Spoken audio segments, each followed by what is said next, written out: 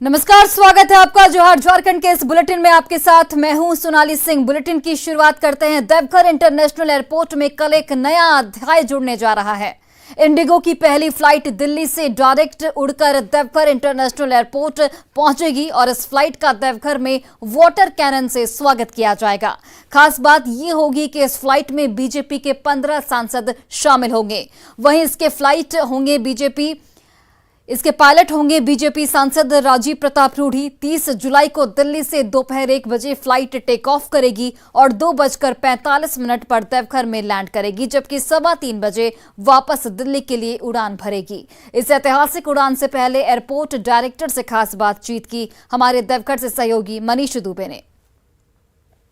12 जुलाई को देवघर के लिए ऐतिहासिक क्षण था, जब देवघर प्रधानमंत्री नरेंद्र मोदी पहुंचे थे और देवघर एयरपोर्ट का उद्घाटन किए थे। देवघर अब हवाई मार्ग से भी जुड़ चुका है। हालांकि अब तक यहां से कोलकाता की फ़्लाइटें मिल रही थी, लेकिन कल का दिन और एक ऐतिहासिक दिन होने वाला है, जब भारत की राजधानी दिल्ली से पहली फ़्लाइट उड़ान भरकर देवघर पहुंचेगी। कल 1 बजे वहां से उड़ान भरकर देवघर पहुंचेंगी। लगभग 2:45 बजे यहाँ पर वो फ़्लाइट जो है यहाँ पर पहुँच जाएगी। आपको बताते चले कि इस फ्लाइट में लगभग 20 सांसद मौजूद हैं, जिसमें कि गोड्डा सांसद निशिकांत दुबे, मनोज तिवारी, निरहुआ, रवि किशन, ये इन सभी के साथ साथ अन्य और भी लोग मौजूद हैं।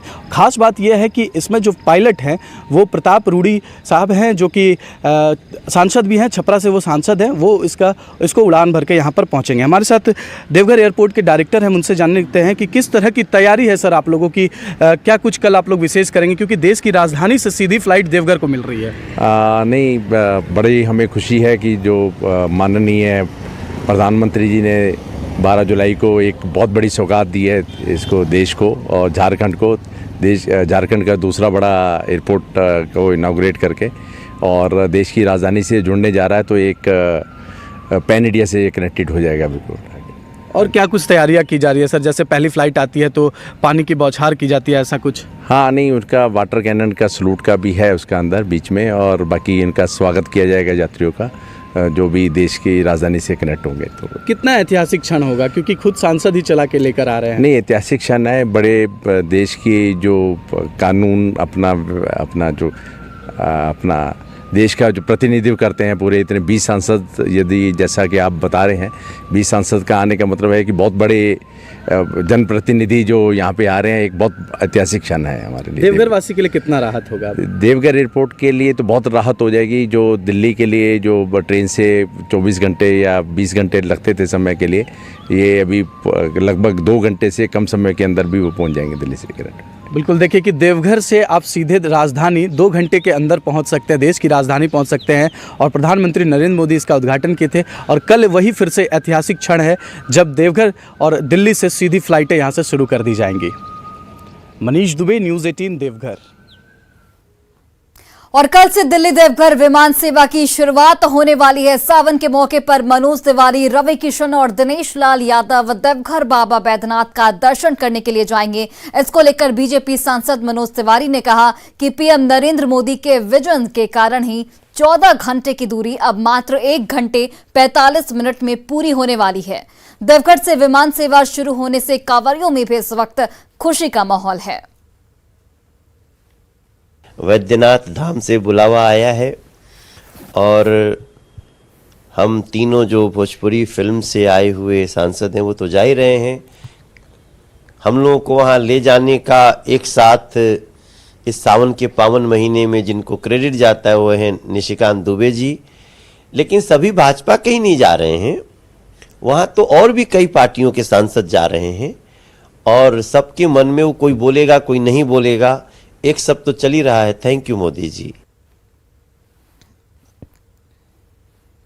और अब बात करते हैं उर्दू के नाम पर शुक्रवार को बंद रहने वाले स्कूलों पर शिक्षा विभाग की सख्ती की। गोड्डा का प्राथमिक विद्यालय रानीपुर उर्दू शिक्षा विभाग के नियम के मुताबिक खुला जरूर, लेकिन इसमें बच्चे नहीं पहुंचे। शिक्षकों ने बताया कि कल देर रात स्कूल खुलने का आदेश आया था, जिसके बाद आज स्कूल खुले गए। लेकिन शिक्षकों ने यह भी कहा कि स्कूल 1943 से ही स्थापित है। इस स्कूल में उर्दू के शिक्षक हैं और उर्दू की पढ़ाई भी होती है। इसके बावजूद भी शुक्रवार को खोलने का आदेश आया है। अधिक जानकारी दे रहे हैं गोड्डा से हमारे सहयोगी गौरव झा। उर्दू स्कूल का विवाद और उस स्कूल के विवाद के बीच अब जिला प्रशासन का आदेश आया है कि स्कूलों को खोलना है। कुछ स्कूलों के लिस्ट को जारी किया गया है और कहा गया है कि शुक्रवार के दिन भी वो स्कूल खुलेगा। और उन स्कूलों में से एक नाम आता है प्राथमिक विद्यालय रानीपुर उर्दू। पथरगामा प्रखंड का ये स्कूल है और आदेशानुसार स्कूल खोल भी दिए गए हैं।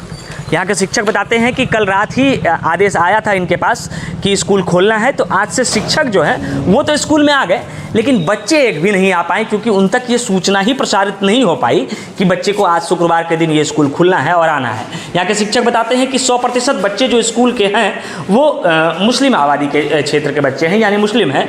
और उसके बावजूद 1943-44 से बताते हैं कि ये स्कूल जो है वो उर्दू स्कूल के रूप में चलता आ रहा था, लेकिन अब जाकर शिक्षा विभाग की ओर से ये आदेश आया है कि इसे आज मतलब शुक्रवार के दिन खोलना है और रविवार के दिन जो है वो खोलना है, मतलब कि रविवार के दिन अब बंद रहेगा सरकारी आदेश के अनुसार। यहाँ एक शिक्षक हैं, शायद प्रधानाचार्य हैं, हम इन्हीं से बातचीत करेंगे। सर, क्या नाम हुआ? मोहम्मद इलियास अख्तर। क्या आदेश आया सर स्कूल को लेकर? आदेश तो यही आया है कि साप्ताहिक बंदी अब इतवार को किया जाए, जुमा खुलेगा स्कूल। कब से ये चल रहा था? 1943 से आप बता रहे थे कि स्कूल? जी, 1943 का भी मेरे पास रजिस्टर है जहाँ शुक्रवार से बंद होते आया है और उर्दू में भी सारा कुछ मेंशन है। लेकिन और हम लोगों का भी चिट्ठी जैसे ट्रेनिंग का या पैसा अलॉटमेंट का जो जारी होता है उसमें उर्दू लिखा हुआ आता है।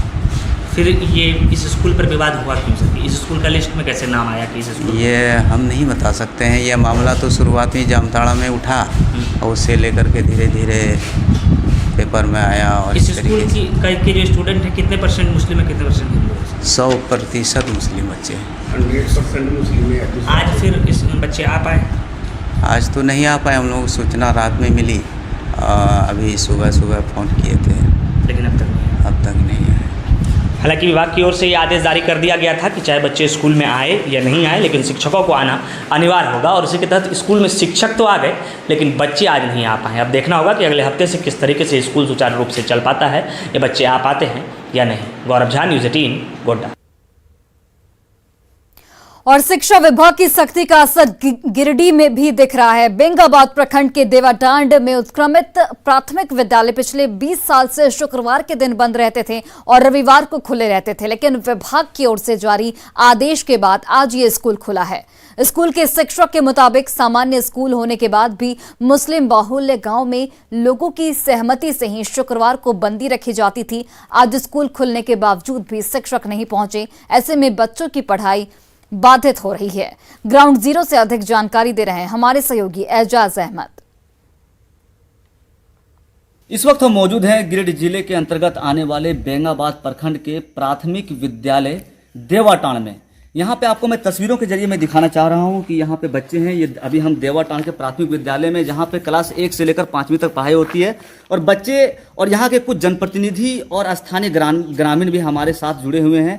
आपको बता दें कि सरकार की तरफ से आदेश आने के बाद पहली बार यहाँ पे फ्राइडे के दिन यानी जुमे के दिन आज स्कूल खुला हुआ है। इससे पहले फ्राइडे के दिन यानी शुक्रवार के दिन स्कूल हमेशा बंद रहता था और रविवार के दिन ये स्कूल खुला रहता था। तो आप देख सकते हैं कि बच्चे ये पहली बार स्कूल आए हुए हैं, लेकिन वहीं आपको बता दें कि यहाँ के जो शिक्षक हैं वो अभी तक स्कूल नहीं आए हुए हैं। और बताया जा रहा है कि जो शिक्षक यहाँ पे जो 60 से 65 की संख्या में स्टूडेंट यहाँ पे रोजाना पढ़ने आते हैं, लेकिन शिक्षक मात्र एक ही है, जिसके वजह से यहाँ के पढ़ाई लिखाई पठन पाठन में भी लोगों को दिक्कतें हो रही है। वहीं आपको बता दें कि एक शिक्षक है और आज पहली बार फ्राइडे के दिन स्कूल खुली है और अभी तक शिक्षक ने यहाँ पे दर्शन नहीं दिया है। बच्चे आए हुए हैं और जैसे तैसे यहाँ पे खेल कूद कर रहे हैं, बदमाशी कर रहे हैं, कोई दीवार पर चढ़ रहे हैं। और इस प्रकार आप देख सकते हैं ये स्थिति बनी हुई है सरकारी स्कूल की, जो गिरिडीह जिले के बेंगाबाद प्रखंड के देवाटांड गांव में पड़ता है। जुमा को खुला रहता है या बंद रहता है स्कूल? बंद रहता है, पहली बार खुला है। पहली बार खुला है? हाँ। तो और एतवार को? एतवार खुला रहता था, अब बंद है। अब बंद है, ये पहली बार खुला है जुमा हाँ। को। तो शिक्षक कहाँ गया आप लोगों का? घर में। कौन है? मास्टर का नाम क्या है? इस्लाम सर। इस्लाम सर। टोटल कितना टीचर है यहाँ पर? एक ही टीचर है। हाँ। और वो भी घर गया है। हाँ। तो जैसे कि ये उर्दू स्कूल तो है नहीं, क्या ये वाला स्कूल उर्दू नहीं है? उर्दू बाल गांव है, उर्दू स्कूल उर्दू वैसा- बहुल वो इम्पोर्टेंट नहीं है, स्कूल उर्दू है या हिंदी है? हिंदी स्कूल है, हिंदी हिंदी है। मीडियम पढ़ाई होती है। तो पहले उसके बावजूद भी ये स्कूल खुला रहता था फ्राइडे के दिन? नहीं, फ्राइडे बंद रहता था, खुला नहीं, बंद रहता था। खुला आज से है। उर्दू नहीं रहने के बावजूद? हाँ। सबसे बड़ा सवाल उठता है कि सरकारी आदेश के क्या फायदे, अगर स्कूल खुल भी गए तो शिक्षक नहीं आ रहे हैं, मतलब बच्चों के पठन पाठन में दिक्कतें अभी भी बरकरार है। गिरिडीह से न्यूज़ 18 के लिए मैं एजाज अहमद। झारखंड हाईकोर्ट ने 10 जून की रांची हिंसा पर एनआईए से सीलबंद लिफाफे में जांच रिपोर्ट तलब की है। साथ ही रांची के तत्कालीन एसएसपी सुरेंद्र झा और डेली मार्केट थानेदार के तबादले पर भी सवाल खड़े किए हैं। हाईकोर्ट ने इस मामले में डीजीपी और गृह सचिव को काउंटर फाइल करने का निर्देश दिया है। तो व्हाट्सएप ग्रुप चलाने वाले सलीम चिश्ती के बारे में भी जानकारी इकट्ठा करने की अपील की है। अगली सुनवाई अगले हफ्ते शुक्रवार को होगी। माननीय न्यायालय को ने कहा है होम सेक्रेटरी और डीजीपी को कि आप स्वयं एफिडेविट दायर कर, स्वयं माने अपने से दायर करना है कि किस परिस्थिति में और क्यों उनको हटाया गया था, जबकि वो व्यक्ति जो है वो ऑफिसर जो है फोर फ्रंट पे था और उनको सारा चीज़ मालूम था कि कैसे हुआ, क्या हुआ। तो उनको हटाने का मतलब कि माननीय न्यायालय ने कहा कि इसका मतलब यही माना जा सकता है कि आप इन्वेस्टिगेशन को होने नहीं देना चाहते। और आज से झारखंड विधानसभा के मानसून सत्र की शुरुआत हुई। आज पहले दिन दिवंगत सदस्यों को शोक प्रकाश के बाद सदन की कार्यवाही स्थगित कर दी गई। अब सोमवार से सदन की कार्यवाही शुरू होगी। इस सत्र में 6 कार्य दिवस होंगे, जिस दौरान 2 अगस्त को वित्तीय वर्ष 2022-23 के प्रथम अनुपूरक बजट पर चर्चा होगी। साथ ही सत्र के दौरान सुखाड़ की स्थिति पर भी चर्चा पर सहमति बनी है। वहीं इस सत्र में राज्य सरकार ने एंटी मॉब लिंचिंग बिल और राज्य में जनजातीय विश्वविद्यालय की स्थापना से संबंधित महत्वपूर्ण विधेयक दोबारा लाने की तैयारी की है। ये दोनों विधेयक विधानसभा ने पहले भी पारित किए थे, लेकिन उनके हिंदी अंग्रेजी अनुवाद में अंतर की वजह से राज्यपाल ने इन्हें बगैर हस्ताक्षर किए वापस कर दिया था। सत्र में जहां विपक्ष सुखाड़, लॉ एंड ऑर्डर के साथ ही करप्शन के मुद्दे पर सरकार को घेरने की कोशिश करेगी, वहीं सत्ता पक्ष ने भी विपक्ष के हर मुद्दे का तार्किक तरीके से जवाब देने की तैयारी कर रखी है। मानसून सत्र के पहले दिन झारखंड विधानसभा के बाहर बीजेपी विधायकों ने जोरदार प्रदर्शन किया। बीजेपी विधायक अधीर रंजन चौधरी के द्वारा दिए गए बयान से नाराज थे। इसको लेकर बीजेपी विधायकों ने सोनिया गांधी और राहुल गांधी से माफी मांगने की मांग की। बीजेपी विधायक अनंत ओझा ने कहा कि यह आदिवासी राष्ट्रपति का अपमान है। इस अपमान को बीजेपी कतई बर्दाश्त नहीं करेगी। राज्य सरकार को इस मामले में मानसून सत्र के दौरान निंदा प्रस्ताव लाना चाहिए।